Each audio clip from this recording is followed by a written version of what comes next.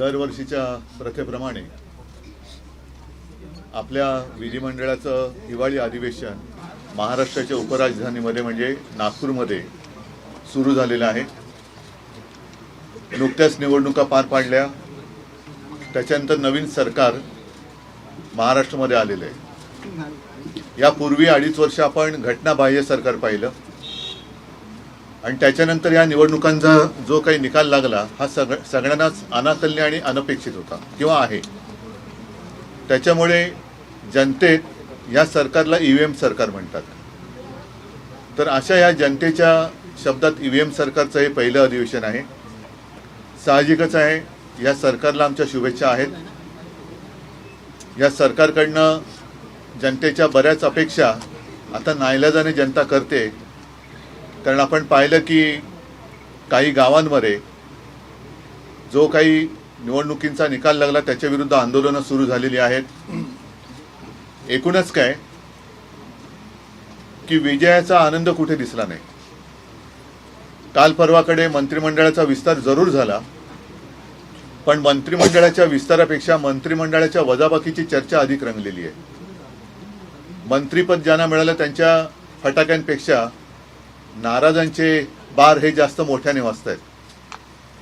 एक प्रथा असते की नवीन मंत्री झाल्यानंतर त्या मंत्रिमंडळाचे प्रमुख मुख्यमंत्री माननीय मुख्यमंत्री आपल्या सहकाऱ्यांचा परिचय सभागृहाला करून देत असतात।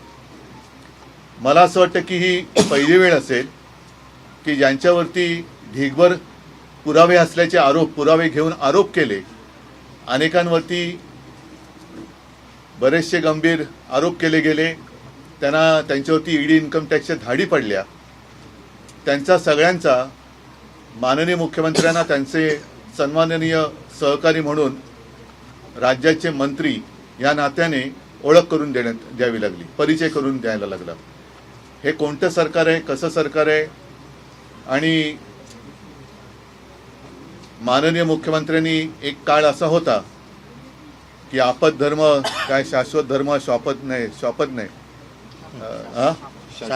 शाश्वत धर्म, असं काही झालं तरी आम्ही हे करणार नाही ते करणार नाही, त्यांच्या मांडीला लावून त्यांना बसावं लागतं। हा कोणता धर्म आहे हे तेच जास्त चांगल्या पद्धतीने सांगू शकतील। थोडक्यामध्ये राज्याच्या विधिमंडळाचं अधिवेशन सुरू झाल्यानंतर जे प्रश्न घेऊन आम्ही सगळेच जण लढलो, ठीक आहे, आम्हाला सरकार स्थापन करता आलं नाही, त्यांनी सरकार स्थापन केलं। आता माझी मागणी अशी आहे की प्रत्येकाने आपापल्या जाहीरनाम्यामध्ये आमचं सरकार आलं असतं तर आम्ही केलं असतं। या सरकारने एक योजना जाहीर केली होती, लाडकी बहीण। आता लाडक्या बहिणीपेक्षा लाडके आमदार ज्यांना मंत्रिपद मिळालेत आणि नावडते आमदार अशीच चर्चा जास्त सुरू झालेली आहे। त्या लाडक्या बहीण योजनेचे पहिल्या 5 महिन्याचे मला असं वाटतं पैसे हे माता भगिनींच्या खात्यामध्ये जमा झाले, जवळपास 7,500 रुपये हे जमा झाले। दरम्यान निवडणूक आयोगाच्या माध्यमातून असं मला वाटतंय की पुढचे पैसे वाटायला लागू नये म्हणून या सरकारने स्थगिती आणली। आता निवडणूक झालेली आहे, आचारसंहिता संपलेली आहे। जसं निवडणुकीच्या आधी महिलांची मतं मिळवण्यासाठी ही योजना आणली गेली आणि त्यांच्या खात्यामध्ये पैसे दिले गेले, ती योजना तात्काळ सुरू केली गेली पाहिजे। आणि 1500 नव्हे तर हेच महायुती म्हणाली होती की 2100 ते 2100 रुपयांनी जो काही बॅकलॉग राहिला असेल 1-2 महिन्याचा आणि पुढचा 3-4 महिन्याचा असं धरून हे पैसे तात्काळ त्याच्यामध्ये परत आवडती बहीण न करता हे खात्यात जमा झाले पाहिजे। कारण मधल्या काळात मी बातम्या वाचल्या की आता निकष लावणार, म्हणजे एका घरात एकाच महिलेला मिळणार, मग अमुकच बघणार तमुकच बघणार। हे सगळे मी म्हणेन जे काही डाव होते ते डाव आता उघडे झालेले आहेत। तुम्ही आता बहिणीमध्ये आवडती बहीण अशी करू शकत नाही, करता कामा नये। जसं तुम्ही गेल्या वेळेला कोणतेही निकष लावले असतील किंवा नसतील, ज्या महिलांना लाडक्या बहिणीच्या योजनेअंतर्गत पैसे दिले, हे पैसे आता हे निकष बाजूला ठेवून 2100च्या तुम्ही जे म्हणताय वाढतं तुमचं प्रेम आहे त्याप्रमाणे हे पैसे तात्काळ माझ्या आणि आपल्या बहिणीच्या खात्यात जमा झाले पाहिजेत। बाकी राज्यपालांचं अभिभाषण मी काय त्यावेळेला उपस्थित नव्हतो, पण त्याची प्रत आज मी वाचली, त्याच्याबद्दल आमचे सगळेच आमदार सभागृहात बोलतील। पण एक गोष्ट मला प्रकर्षाने जाणवते की राज्यपाल महोदयांनी माझं सरकार म्हणून जे काही भाषण केलं त्याच्यामध्ये पर्यावरणाबद्दल एक पुसटचा उल्लेख आहे की त्यांनी काय ती समिती नेमलेली आहे. आता त्या समितीत खरंच कोण असणार आहेत? पर्यावरण तज्ज्ञ असणार आहेत का? हे पर्यावरण तज्ज्ञ नेमका कसला अभ्यास करणार आहेत? आणि या पर्यावरण तज्ज्ञांनी केलेल्या सूचना हे राज्यपालांचं सरकार ऐकणार आहे का? कारण आज मी आपल्याशी बोलताना एक बातमी आलेली आहे मुंबईच्या संबंधात की जसं आरे कारशेडसाठी झाडांची कत्तल केली गेली ह्याच्यामध्ये कुठे पर्यावरण यांना दिसलं नाही, तसंच आता दुसरी कारशेड होते त्याच्यासाठी 1400 झाडांची कत्तल केली जाणार, डोंगरीची कारशेड. तर त्या कत्तलीमागे किंवा कत्तल ही पर्यावरणाची तज्ज्ञांची समिती होऊ देणार आहे का? हे असे अनेक प्रश्न आहेत. त्याच्यानंतर कायदा आणि सुव्यवस्थेबद्दल, महिलांच्या सुरक्षेबद्दल राज्यपाल महोदयांच्या अभिभाषणात कुठे मला काही तसं दिसलं नाही. तर या महिलांच्या सुरक्षेबाबत राज्यपालांचं सरकार काय करणार आहे हे कुठेही मला तरी त्याच्यात काही आढळलं नाही. आणि आता मी सभागृहात होतो, सभागृहातून निघताना आपले माननीय सदस्य कोण त्यांनी कालची एक घटना सांगितली की एका फोटोग्राफरच्या स्टुडिओत एक मास्क लावून कोणतरी गेला, रिव्हॉल्वर लावून त्याला लुटलं आणि त्याची दखल आज सकाळपर्यंत तरी पोलीस स्टेशनने घेतली नव्हती. मधल्या काळामध्ये या सगळ्या गोष्टी वाढलेल्या आहेत. त्याच्याबद्दल हे सरकार काय करणार आहे? आणि मुळामध्ये अधिवेशन सुरू झाले पण हे बिनखात्याचे मंत्री अद्याप खाते वाटप झालेले नाहीयेत. ही नेमकी जबाबदारी कोणावर आहे, काय आहे? का नुसतं एक गंमत म्हणून हे अधिवेशन घेतलं जाते? असं जर का असेल तरी लोकशाहीची थट्टा आहे. मला असं वाटतं की लवकरात लवकर खातेवाटप व्हायला पाहिजे होता. कारण एवढं राक्षसी बहुमत मिळाल्यानंतर एकतर मंत्रिमंडळ स्थापन करण्यासाठी किंवा मुख्यमंत्र्यांच्या शपथविधीसाठी वेळ लागला, मंत्रिमंडळ विस्तारासाठी वेळ लागला, विस्तार झाला तरी देखील अजूनही खातेवाटप झालेलं नाही. कोणताही मंत्री कोणत्याही प्रश्नाला उत्तर देतोय, काय चाललंय काय कळत नाही. मग हे अधिवेशन घेतलं कशाला, हाच एक मोठा प्रश्न आहे. तर असे अनेक प्रश्न मनात घेऊन आपण सगळे या अधिवेशनाला सामोरे जातो आहोत. मला जे काय वाटलं ते मी बोललो. आणखीन काय तुम्हाला विचारायचं असेल तर विचारा, मी त्याला उत्तर द्यायचा प्रयत्न करेन. सभागृहात मी आता जनतेच्या सभागृहात हे प्रश्न मांडलेले आहेत आणि जनतेच्या सभागृहात मी प्रश्न मांडलेले आहेत. मी सांगितलं की माझ्या पक्षाचे सगळे माझे सहकारी हे तिथे आहेत. त्याच्यामुळे प्रत्येक प्रश्न हा अगदी पक्षाचा प्रमुख तिकडे मांडतोच असं नाहीये. त्याच्यामुळे जसं आता मोदीजी खासदार पण आहेत ना, किती वेळा असतात सभागृहात, किती वेळा? मग तसंच आहे ना, पंतप्रधान आहेत पण खासदार नाही आहेत का? मग त्यांना विचारल्या गेलेल्या प्रश्नाचं उत्तर ते त्यांना देणं बंधनकारक आहे की नाही? तर असे बरेच विषय आहेत.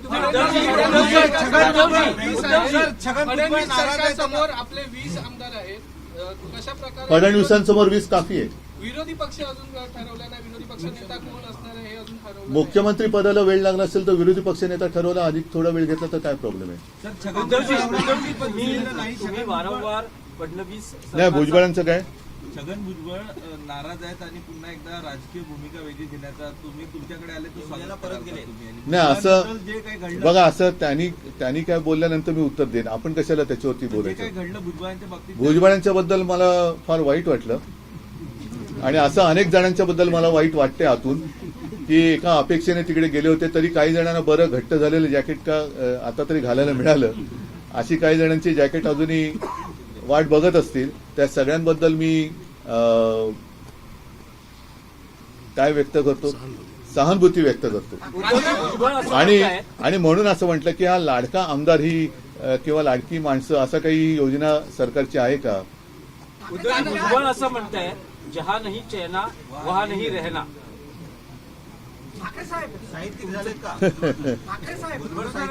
काय झालेलं आहे की या सरकारची झालेली दैना, त्याच्यामुळे तिकडे काही चैना महिना काही होणार नाहीये. तर वहा नाही रहना हे त्यांचं योग्य आहे. एक बाब म्हणजे या अधिवेशनामध्ये गंभीर बाब बघायला मिळत आहे. 2023 पर्यंत या पासेसवरती राजमुद्रा असायची, परंतु आता जे पासेस वितरित करण्यात आले प्रेसवाल्यांना किंवा सर्वांना, यातून राजमुद्रा गायब आहे. या संदर्भात तुमचं काय? हे सगळे आपल्या लोकशाहीचे म्हणा, संविधानाचे म्हणा आणि आपल्या कारभाराचे ढिंडोडे निघत आहेत. मी काल ऐकलं की लोकसभेमधलं त्या संसद परिसरातलं बांगलादेशाचं युद्ध त्यावेळेला त्या ज्या काही सह्या झाल्या होत्या तो फोटो सुद्धा उतरवला गेला. आता तो फोटो का उतरवला हे आपल्या देशाचं शौर्य होतं ना. ते काही आपले सैनिक तिकडे शहीद झाले. त्याच्यानंतर आपल्या हिंदुस्थानने पाकिस्तानवरती तोंडी नव्हे तिकडे जमिनीवरती मिळवलेल्या त्या विजयाचं शौर्याचं प्रतीक होतं. तोंडी बोलणारे खूप आहेत. हम पाकिस्तान में घर में घुसकर मारेंगे, अरे मारेंगे कसले, जाकर केक खा के आते, पाकिस्तान में घुसेंगे और केक खा के आएंगे. पण तेव्हा पाकिस्तान म्हणजे आत्ताचा बांगलादेश जेव्हा पाकिस्तान होता तेव्हा पाकिस्तानात आपल्या हिंदुस्थानच्या फौजा इंदिराजींनी घुसवल्या होत्या आणि त्या घुसवून बांगलादेशाला वेगळं केलं होतं, स्वातंत्र्य मिळवून दिलं होतं आणि पाकिस्तानावरती विजय मिळाला होता. त्या विजयाचं प्रतीक असलेला तो फोटो काढून तिकडे कोणाचा फोटो लावणार आहात? आणि ते जर का ही लाज लज्जा शरम जर का या सरकारला नसेल, या म्हणजे इथल्या काय तिथल्या काय, तर या राजमुद्रेचं काय? राजमुद्रा ही असलीच पाहिजे. फडणवीसांच्या सरकारचा ईव्हीएम असा उल्लेख करत आहात. मी नाही, जनता म्हणते. पण फडणवीसांनी त्यावर प्रत्युत्तर दिलेलं आहे. ते म्हणतात येस आमचं ईव्हीएम सरकार आहे पण ते every vote for Maharashtra, machine. Every vote for machine. Maharashtra, machine. असं फडणवीसांचं म्हणणं. एव्हरी वोट फॉर मशीन असं आहे ते. उद्धव साहेब बीड आणि परभणी अजूनही अशांतता आहे. हो, हो. संवेदनशील विषय त्या संदर्भात. त्याच्याबद्दल खरं म्हणजे सभागृहात आता आम्ही विषय मांडण्याचा प्रयत्न केला, परंतु मग सभापती महोदयाने सांगितलं, कारण कोणी उठून उत्तरं देत होतं, काय जबाबदारी कोणावर आहे की नाही, गांभीर्य कोणाला आहे की नाही, आणि ते तशी उत्तरं आम्हाला ऐकायची नाहीयेत. आणि म्हणून आम्ही तो विषय मांडल्यानंतर मग सभापती महोदयांना सांगावं लागलं की मुख्यमंत्र्यांना आम्ही आमंत्रित करते. आता बघू मुख्यमंत्री येतील सभागृहात, पण त्याच्याही पुढे जाऊन की आता एवढे दिवस झाल्यानंतर आज मुख्यमंत्री उत्तर देणार असतील तर तिकडे कारवाई कधी होणार? आमचे विरोधी पक्षनेते आंबरस तिकडे जाऊन आले, त्या कुटुंबियांना पण भेटून आले, पण अजूनही त्या लोकांना न्याय मिळत नाहीये. आणि न्याय मिळणं ही घटना घडल्यानंतरची गोष्ट असते. मुळात ही घटना घडू कशी शकली आणि त्याच्यावरती सरकार काय करणार आहे? बोलतो हा माळगीनगर एरियात नागपूरचा हे हिवाळी अधिवेशन सुरू आहे, परंतु माळगीनगर एरियात जो आपला शिवसैनिक म्हणून जो आहे मुन्ना तिवारी हा महानुभाव पंथाच्या मंदिरावर कब्जा मिळवण्याचा प्रयत्न करतो. मुन्ना नाही, मला नाही माहिती काय. वन नेशन वन इलेक्शनच्या बद्दल आता सध्या देशात जे काय चाललेले ते सगळे विषय, जसं अदानी आहे, इतर काही गोष्टी आहेत, ह्याच्यावरनं दिशाभूल किंवा लक्ष भरकवटण्यासाठी हा विषय आणला जातोय. वन नेशन वन इलेक्शनच्या आधी निवडणूक प्रक्रिया जी आहे ती पारदर्शक झाली पाहिजे. आणि माझं तर मत सरळ आहे की निवडणूक आयुक्त सुद्धा निवडणुकीतून निवडले गेले पाहिजेत. कारण निवडणूक आयुक्त हे नेमले जाणार असतील आणि ते जर का आम्हाला निवडणुकीचे कायदे शिकवणार असतील तर ती प्रथा योग्य नाही. आणि अशा व्यक्तीच्या आधिपत्याखाली वन नेशन वन इलेक्शन होता कामा नये. पहिल्या प्रथम निवडणूक आयुक्तांना सुद्धा निवडणूक प्रक्रियेतून त्याने निवडण्याची प्रक्रिया झाली पाहिजे. मग कोणाची मतं घ्यायची, कशी घ्यायची हे ठरवावी लागेल, पण निवडणूक आयुक्त सुद्धा मुळामध्ये निवडून आला पाहिजे, तरच त्याला निवडणूक आयुक्त मानलं गेलं पाहिजे. आणि ही जी काही शंका आहे, एकदा जर का यांना वाटत असेल की एव्हरी वोट फॉर अमुक, एव्हरी वोट, मग तुम्ही का बॅलेट पेपरवरती एका साध्या गावाचं मार्केटवाडीमध्ये बॅलेट पेपरवरती निवडणूक घ्यायला तुम्ही का घाबरता? जर का सगळ्यांनी मतं तुम्ही म्हणता तसं महाराष्ट्रासाठी दिले, अमुक दिले, तमुक दिले, मग तीच मतं त्या बॅलेट पेपरने येतील ना. आता काय होतंय की ईव्हीएम मध्ये मी काही टेक्निकल असं काही हे नाहीये, तज्ज्ञ नाहीये, परंतु पूर्वी मी बॅलेट पेपरवरती मतदान केलेलं आहे, आपल्यापैकी काही जणांनी केलेलं असेल. लोकशाहीमध्ये मी मत कोणाला देतो आहे आणि माझं मत कुठे जाते हे शेवटपर्यंत मला कळलंच पाहिजे. तो अधिकार आता माझा हिरावून घेतलेला आहे. कारण निवडणूक प्रक्रियेमध्ये बॅलेट पेपरवरती मी जेव्हा शिक्का मारायचो तेव्हा मला कळायचं की मी या व्यक्तीला या निशाणीवरती शिक्का मारलाय आणि तशीच घडी पडून ती बॅलेट पेपरमध्ये जायची. आता मी बटन जरूर दाबतोय, दिवा नक्की लागतोय की मला एखाद्या झूमध्ये दाखवावं तशी माझी रिसीट दाखवता तुम्ही, ती कुठे जाते ती कळत नाही, ती मोजली जात नाही. आणि मत रजिस्टर कुठे झाले, कारण मत ते मोजलं जाते, व्हीव्हीपॅटच्या रिसिटीवरचं मत मोजलं जात नाहीये. त्याच्यामुळे ते मत कुठे नोंदलं गेले हे मला कळत नाहीये. त्याच्यामुळे मुळामध्ये मला असं वाटतं की लोकशाही किंवा मतदानाची प्रक्रिया आहे ही पारदर्शक असली पाहिजे आणि ती पारदर्शक झाल्याशिवाय वन नेशन वन इलेक्शन होता कामा नये. कारण आता जे काय महाराष्ट्रात घडलंय ते महाराष्ट्रातल्या सर्वसामान्य जनतेला पटलेलं नाही आणि हे पटलेलं नसताना त्याच्या डोक्यावरती निवडणुका अशा पद्धतीने लादू शकल्या जात नाहीत. ईव्हीएमवरच घेतल्या जाणार आहेत. तर मग विरोधी पक्षाची भूमिका नाही, काय विरोधी असणार पक्ष आहे? विरोधी पक्ष केवळ विरोध करण्यासाठी नाहीये, ही जनतेची मागणी आहे. माझं काय मत आहे की आता मार्कडवाडी किंवा आणखीन काही गोष्टी आहेत तिकडे त्यांचं काय मत आहे की आम्हाला बॅलेट पेपरवरती द्या ना आमच्या मत. तुम्ही तिकडे जर का वस्ती 400 असेल तर 300 पोलीस आणून उभे केले, एवढी भीती का? नाही, पण इंडिया ब्लॉक मधलेच काही नेते म्हणतात की ईव्हीएम वर असलेलं रडगाणं आता बंद करा. ओमर अब्दुल्लाचं स्पेसिफिक असं विधान. नाही, पण इंडिया आघाडीमध्ये आम्ही सगळेजण काय एकमेकात विसर्जित नाही झालेलो. त्यांची मतं त्यांच्याकडे, आमची मतं आमच्याकडे. नाही, पण इंडिया आघाडीच्या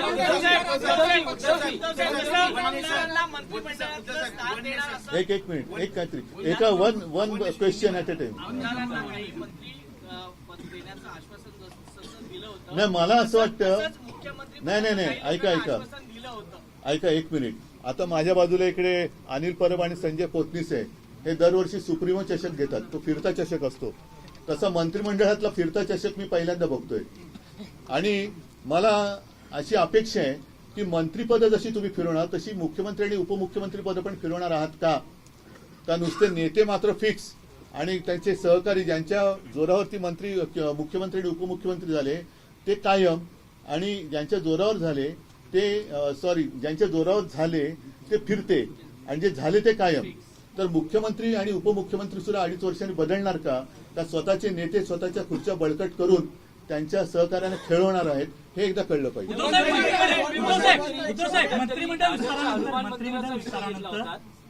मंत्रिमंडळ विस्तारानंतर अजित पवार हे नॉट रिचेबल आहेत समोर येताना दिसतात. त्यांची सवय जुनी आहे.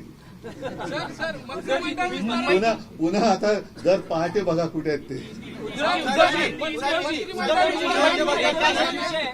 मध्यंतरी तुम्ही दादरच्या हनुमान मंदिराचा विषय घेतलात. तुम्ही हिंदुत्वाचा मुद्दाही अधोरेखित करता आहात. तर त्यावर उपमुख्यमंत्री शिंदेचं म्हणणं होतं की हे काही टी शर्ट घालण्यासारखं आहे का? ते जाऊ दे, ते घालतात ते पुरेसे आहे.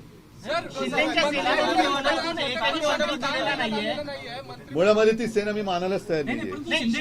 मुंबईतनं मंत्री दिला नाही, त्यामुळे आता आमदारांमध्ये नाराजी बघायला नाही, मिळते. ती शिवसेना एसनशी आहे, त्याच्यामुळे तो गट मी मानायला तयार नाही. एसनशीला मी मानतच नाही. त्यांच्या गटातून नाराज असलेले नाही, पण संपर्कात आहेत का काही? त्यांचा एसनशी जो गट आहे तो गट मी त्यांच्या पुरता मर्यादित आहे. ती शिवसेना नाही आहे, तो एसनशी आहे. त्यांचे आमदार मंडळाला मंत्रिमंडळाला महापौरपद मिळायला पाहिजे. चुनाव जो कमिश्नर है उनका भी चुनाव जो होना चाहिए. चुनाव होना चाहिए, क्यों नहीं होना चाहिए? को लेकर आपकी क्या नहीं, मेरा कहना यही है कि 1 नेशन 1 इलेक्शन तो बाद में आएगी बात, लेकिन चुनाव आयुक्त का भी चुनाव होना चाहिए. क्यों नहीं होना चाहिए? अगर राष्ट्रपति जी का चुनाव होता है तो चुनाव आयुक्त का चुनाव क्यों नहीं होता है? तो वहां भी चुनाव होना चाहिए. ऐसे मेरी मर्जी जो भी कोई है उसको मैं वहां बिठा दूंगा, नहीं चलेगी ऐसी बात. तो उनका भी चुनाव होना ही चाहिए. और फिर बाद में 1 नेशन 1 इलेक्शन, जब तक जो लोगों के मन में आशंका है ईवीएम के बारे में, दूर करो, होने दो ना. एक बार बैलेट पेपर पे वोटिंग होने दो. अगर यही बहुमत उनको मिलता है फिर कोई किसी को कुछ कहने की आवश्यकता नहीं है. इंडिया आघाडीतल्या नेतृत्वावर पुन्हा एकदा खळखळ बघायला मिळते आहे. ममता बॅनर्जींनी इच्छा व्यक्त केली आहे की त्यांना नाही, पण जेवढं मंत्रिमंडळावरून इकडे खळखळ आहे तेवढी अजिबात इंडिया आघाडीवरच्या नेतृत्वात खळखळ नाहीये. नाही, पण ममता बॅनर्जींनी इच्छा व्यक्त केली निवडणुकीत महायुतीने घटक पक्षांचा वापर करून घेतलाय. मंत्रिमंडळाच्या विस्तारात कुठेही घटक पक्षातला नेता किंवा आमदार दिसत नाही. स्वतः नाही, काय एक लक्षात घ्या की नागपूर ही संत्रा नगरी म्हणून प्रसिद्ध आहे. आता ती सगळी होर्डिंग नगरी झालेली आहे. आणि या होर्डिंग नगरीमध्ये कोण विजयाचे शिल्पकार आहेत, कोण कर्णधार आहेत, कोण आणखीन काय आहेत, नेमकं लोकांना कळतच नाही. आपला भाऊ कोण, दादा कोण, आणि कर्णधार कोण, शिल्पकार कोण, ह्या सगळ्या गोष्टीमध्ये सगळेच जण एकमेकाचा वापर करून घेत आहेत. आणि आमचा वापर करून घेतलाय. जेव्हा गरज होती तेव्हा जवळ केला. आता तो त्यांचा प्रत्येकाचा अनुभव आहे. अनेक जण, आता मला कोणीतरी विचारलं ना, काही जण तुमच्या संपर्कात आहेत का, नाराज झालेले निरोप येत आहेत. आणि त्यांना आता कळतंय की तुमची भूमिका बरोबर होती. तर शेवटी अनुभवासारखा उत्तम गुरु नसतो. तो अनुभवाचा उत्तम गुरु त्यांना मिळालेला आहे. त्यातनं त्यांना शिकवणूक मिळू द्या, मग बघू. त्यांच्या अरे मला उत्तर तर देऊ द्या. मी म्हटलं ना, अनुभवासारखा उत्तम गुरु नसतो. त्या अनुभवाच्या गुरुने त्यांना उत्तम धडे मिळू द्या. त्याच्यानंतर ते सुधारलेत का बघू आपण. मुख्यमंत्री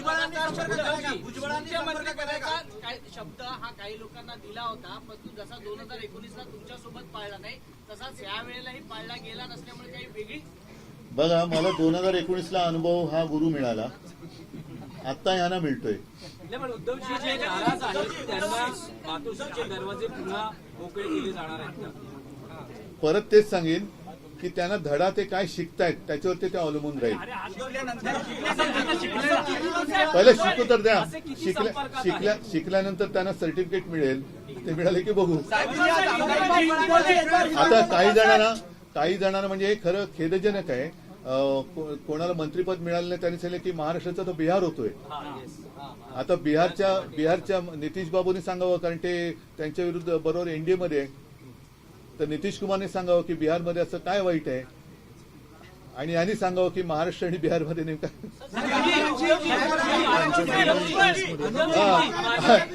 आणि त्यांचं जे बोलले त्यांचं जावई बिहारमध्येच होतं.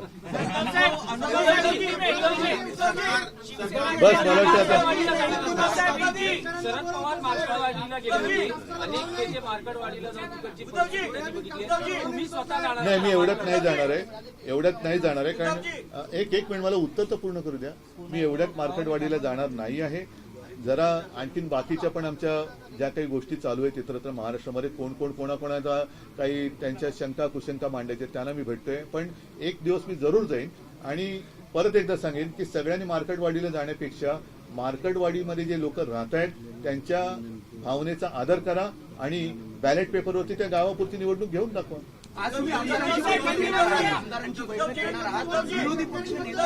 सगळं कळेल,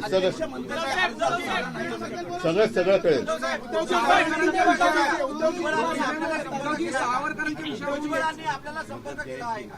भुजबळांनी अद्याप संपर्क जरी केलेला नसला तरी भुजबळ हे अधूनमधून माझ्या संपर्कात असतात. काय म्हणालात?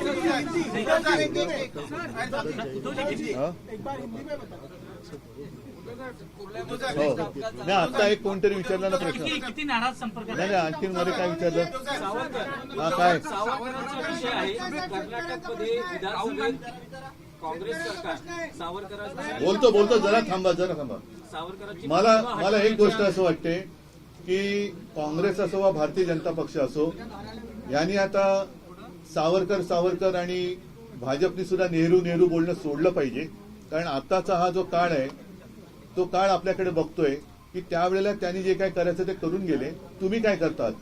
त्याच्यामुळे अगदी मोदींनी सुद्धा नेहरूंचं रडगाणं आता बंद करावं आणि काँग्रेसने आता सावरकरांच्या नावाने बोलणं बंद करावं. कारण दोघंही आपापल्या जागी होते. आपण काय करणार आहोत हे लोकांना आता दाखवावं. आणि मुळामध्ये सावरकरांना भारतीय जनता पक्षाने एकदा भारतरत्न द्यायला काय हरकत आहे? का देत नाहीये? द्या ना त्यांना भारतरत्न. मागे जेव्हा फडणवीस मुख्यमंत्री होते तेव्हा 2दा का 3दा पत्र दिले. त्या पत्राचं काय केराच्या टोपलीत गेली ती? मोदीच होते ना पंतप्रधान. अगदी तारखांसकट ती पत्र कधी गेलेत हे माझ्याकडे आहे. त्याच्यामुळे जर महाराष्ट्राच्या मुख्यमंत्र्यांनी तत्कालीन म्हणजे आताचे तेच आहेत, पण त्यावेळेला केलेली विनंती अद्याप भारतीय जनता पक्षाचे वरिष्ठ नेते मानत नसतील तर त्यांना सावरकरांबद्दल बोलण्याचा अधिकार नाही. शेतकऱ्याचं काय? सोयाबीनला कापसाला भाव नाही आहे. विदर्भात शेतकरी मरत आहे, आत्महत्या करत आहे. विदर्भाचा अनुशेष आतापर्यंत भरला नाही आहे. आम्ही जेव्हा प्रचार करत होतो त्यावेळेला मी जाहीर केलं होतं की आमचं सरकार आलं असतं तर मी सोयाबीनला 7,000 रुपये भावात जाहीर केला होता. दुर्दैवाने तसं झालं नाही. म्हणूनच मी जे काय म्हटलं की लोक या सरकारला ईव्हीएम सरकार का म्हणतायत, कारण संपूर्ण राज्यात वातावरण यांच्या महायुतीच्या विरुद्ध होतं. शेतकरी त्याही वेळेला खूप संतापलेला होता, त्रासलेला होता. त्याच्या मालाला भाव मिळत नव्हता, हमी भाव मिळत नव्हता, ना कापसाला मिळत होता ना सोयाबीनला. आणि समोरून शेतकरी सांगत होते की उद्धवजी तुमचं सरकार असताना आम्हाला सोयाबीनला भाव चांगला मिळत होता, 6,000 6,500च्या आसपास भाव मिळत होता. बरोबर ना? खरंच आहे. आता मी तेव्हा जाहीर केलं होतं की आम्ही 7,000 रुपये देऊ. लोकांनी, मला नाही वाटत की माझा महाराष्ट्र मला एवढा फसवेल आणि म्हणून लोकांच्या मनात ही शंका है कि ये सरकार है ईवीएमचं सरकार है। अभी अभी बहुत कुछ हो गया। हिंदी में क्या? महाराष्ट्र में जो है सीएम बनने के बाद महाराष्ट्र में जो है विधानसभा चल रही है, किस तरीके से सारी चीजों को देखते हो? अरे बाप रे, पूरा मैंने जो सारी बातें कही वो हिंदी में कहना अभी मुश्किल है। आप कृपा कर जरा ट्रांसलेट करके लीजिए। नाराज है कई छगन भुजबल जी से लेकर कई लोग नाराज है। कोई बोलता है कि उत्तर भारतीय का प्रतिनिधि या कोई बोल रहा है बिहार बन रहा है जाति को लेकर। अभी सरकार चलाने दो, उनको पता चलेगा। मेरे बारे में जो कुछ कहा करते थे, अब वो इनके बारे में क्या कह रहे हैं सबके सामने आपके माध्यम से आ रहा है, तो आने दो। भुजबल जी, जैसे मैंने कहा कि इस विषय पर तो संपर्क में नहीं है, लेकिन वो मेरे संपर्क में हमेशा रहते हैं। सुधीर भाऊ मुनगंटीवार बोलूया। धन्यवाद सगळ्यांना। जय हिंद, जय महाराष्ट्र। एबीपी माझा, उघडा डोळे बघा नीट.